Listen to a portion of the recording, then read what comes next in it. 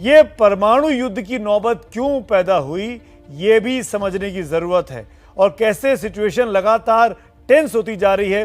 मेरे सहयोगी प्रणय उपाध्याय जो वॉर जोन में मौजूद हैं बीते एक हफ्ते से, उन्होंने और अपने कैमरा सहयोगी मुकेश यादव ने इस रिपोर्ट को फाइल किया है।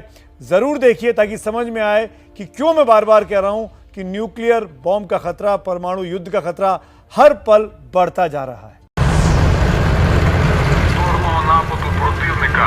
Завжди майте з собою засоби індивідуальної.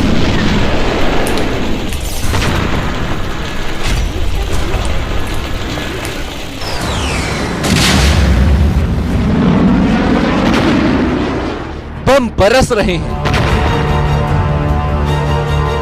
गोलियां चल रही हैं, मिसाइल अटैक हो रहे हैं, टैंक बारूद उगल रहे हैं, यूक्रेन के शहर खंडहर में बदलते जा रहे हैं। इसके बावजूद जंग 5वें दिन में पहुंच गई।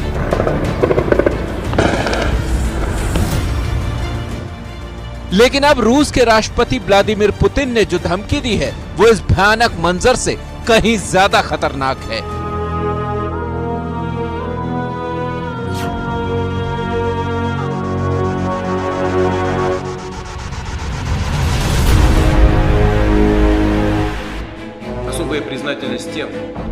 पुतिन ने सिर्फ इशारा किया है उस महाविनाश का जिसके बारे में सोचकर ही दुनिया कांप जाती है।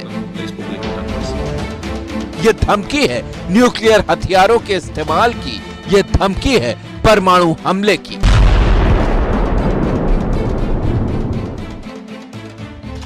पुतिन ने रूस की न्यूक्लियर डिटेरेंट फोर्स को हाई अलर्ट पर डालने का आदेश दिया है। अलर्ट का मतलब है कि रूस के न्यूक्लियर हथियारों को हमले के लिए तैयार रखा जाए।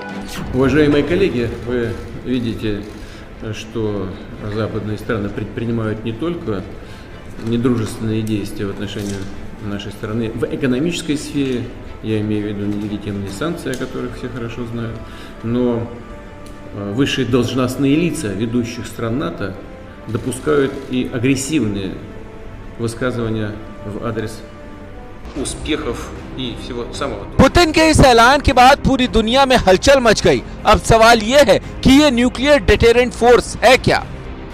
न्यूक्लियर डिटेरेंट फोर्स वो फोर्स है जो परमाणु हमलों से बचा सके और जवाबी हमला कर सके।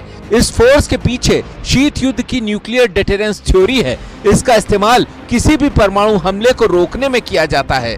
डिटरेंट फोर्स एक्टिव करने का मतलब है कि रूस न्यूक्लियर हमले के लिए तैयार है और हमले के बाद अगर उस पर परमाणु पलटवार हो तो उसके लिए भी वो अलर्ट रहे। पुतिन पहले ही कह चुके हैं कि अगर कोई देश उनके रास्ते की रुकावट बनेगा तो उसे ऐसे गंभीर परिणाम भुगतने होंगे जो उसने पहले नहीं झेले होंगे। तो क्या यह आदेश उसी की अगली कड़ी है या फिर पुतिन की रणनीति?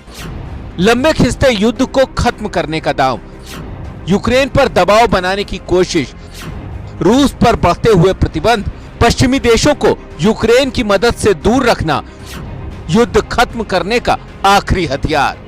जो रूस ने न्यूक्लियर हथियारों का एक प्रकार वार्निंग दी है कि वो न्यूक्लियर हथियार भी इस्तेमाल कर सकते हैं, वो 2-3 चीज़ें जाहिर करता है। एक तो कहीं ना कहीं जो पुतिन हैं वो बुखला गए हैं, कहीं वो बैकफुट पे हैं, जैसा उन्होंने सोचा था वैसा नहीं हुआ और एक इररिस्पॉन्सिबल और इमेच्योर स्टेटमेंट पास की है। अब सवाल ये कि अगर रूस यूक्रेन की लड़ाई में न्यूक्लियर हथियारों का इस्तेमाल हुआ तो इसका अंजाम क्या होगा? सोवियत संघ के वक्त यूक्रेन उसका परमाणु केंद्र था। अभी भी यूक्रेन में टनों परमाणु कचरा मौजूद है। अगर न्यूक्लियर हथियार चले तो यूरोप से लेकर कई देशों तक इसके गंभीर परिणाम होंगे।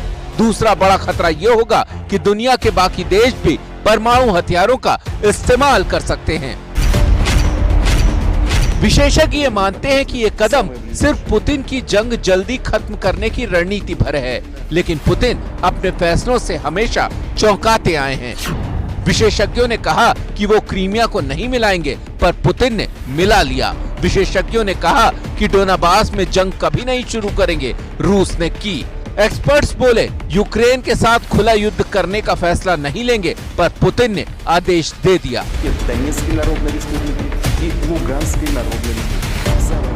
व्लादिमीर पुतिन का यही स्टाइल है और दुनिया के माथे पर बल इसलिए पड़ रहे हैं क्योंकि पुतिन कुछ भी कर सकते हैं।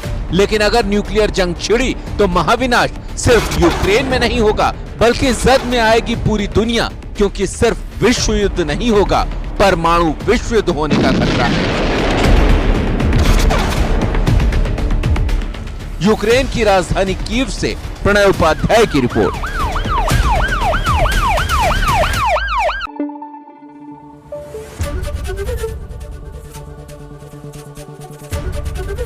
एबीपी न्यूज आपको रखे आगे।